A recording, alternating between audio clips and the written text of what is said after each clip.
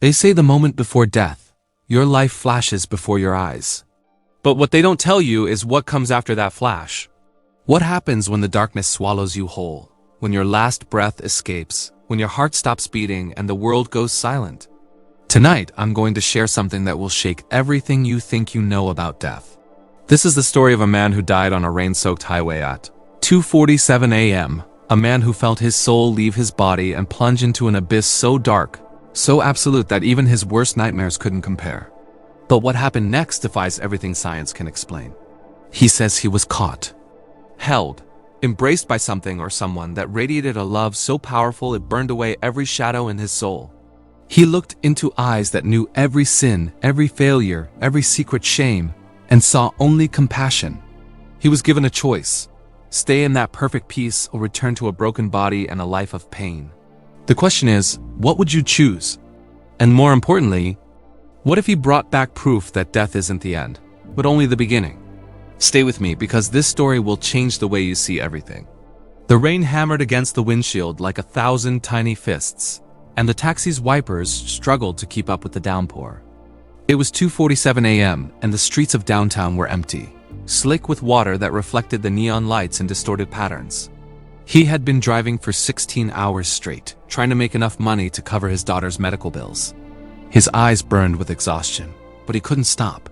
Not yet. The call came through his radio.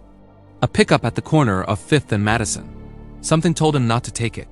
Maybe it was the fatigue talking, or maybe it was something deeper, a whisper in his soul that he chose to ignore. He needed the fare. He always needed one more fare. As he turned onto the highway, he noticed the other car too late. The headlights came at him sideways, impossibly fast, impossibly bright. There was no time to brake, no time to swerve. The impact sounded like the end of the world, metal screaming, glass exploding, his own voice lost in the chaos. Then came the silence. The terrible, absolute silence. Pain. That's all there was at first. A pain so intense it didn't feel like pain anymore. It felt like his entire existence had been reduced to a single point of agony. He tried to breathe, but his chest wouldn't move. He tried to scream, but no sound came out. His hands gripped the steering wheel, or maybe they didn't. He couldn't tell anymore where his body ended and the wreckage began. Then slowly the pain started to fade. Not because things were getting better, but because he was drifting away from it. He could see himself now, slumped over the wheel. Blood running down his face, mixing with the rain that poured through the shattered windshield. Paramedics surrounded the twisted metal, their voices urgent but distant, like echoes from another world. The darkness came next. It wasn't like closing your eyes at night. It was deeper, thicker, more absolute. It was the kind of darkness that existed before light was ever invented. He was falling through it, tumbling without direction, without hope. Every mistake he'd ever made flashed before him, every harsh word to his daughter, every promise he'd broken, every moment he'd chosen money over what mattered. The weight of it all pressed down on him, crushing him into something smaller and smaller until he thought he might disappear completely. Just when he thought the darkness would consume him forever, something changed. At first, it was just a pinprick, so small he thought he might be imagining it, but it grew. Slowly, steadily, impossibly bright. Not the harsh glare of headlights or the cold fluorescence of hospital lights. This was different. This was warmth made visible. This was love you could see. The light expanded until it surrounded him, and with it came a presence. He couldn't see a face at first, couldn't make out features, but he knew.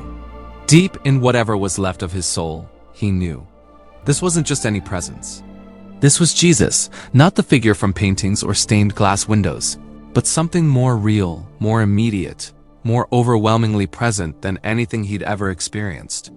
The darkness didn't just retreat, it was dissolved by the light, burned away like fog under the morning sun. And with the darkness went the weight, the guilt, the crushing sense of failure that had defined his life for so long. He felt himself being lifted, cradled in arms that felt both impossibly strong and infinitely gentle. Time stopped meaning anything. He might have been there for seconds or centuries. It was all the same in that embrace. Jesus held him the way he'd once held his daughter when she was a baby, before the bills and the stress and the endless grind had stolen his joy. The way he'd always wanted someone to hold him when the weight of the world became too much. There were no words spoken aloud, but communication happened anyway. It poured into him like water into a desert, like air into drowning lungs. He understood things he'd never understood before. He saw his life not as a series of failures, but as a journey that had led him to this exact moment. Every hardship, every struggle, every sacrifice had meaning. His daughter's illness, the long nights driving, the loneliness, none of it had been random. None of it had been punishment. "You are loved," the presence communicated, though whether in words or feelings or something beyond both, he couldn't say, "You have always been loved. You will always be loved." The peace that filled him wasn't just the absence of pain or fear. It was something positive, something substantial, something that filled every empty space inside him that he didn't even know existed. He wanted to stay there forever.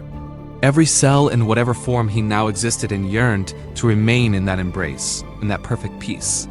Heaven wasn't a place with streets of gold or pearly gates. Heaven was this. Heaven was being held by love itself and knowing, finally knowing, that you belonged. But then Jesus spoke or communicated something different. "It's not your time." The words came with images, feelings, knowing. His daughter, older now, graduating from college.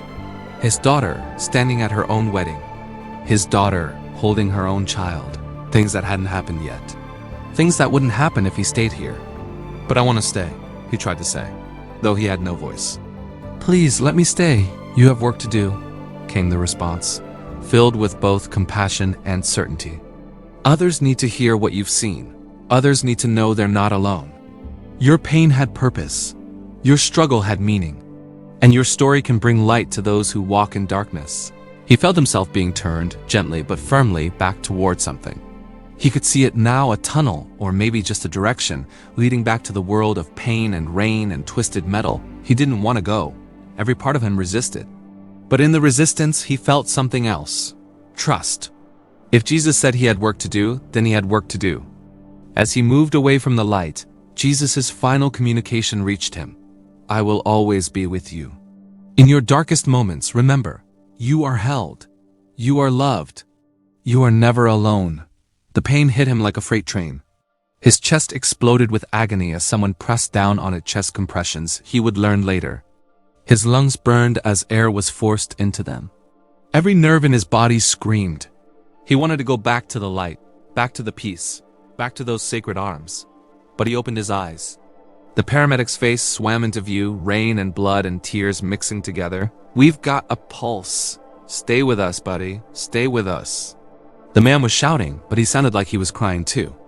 The weeks in the hospital were hard. The recovery was harder, but something fundamental had changed.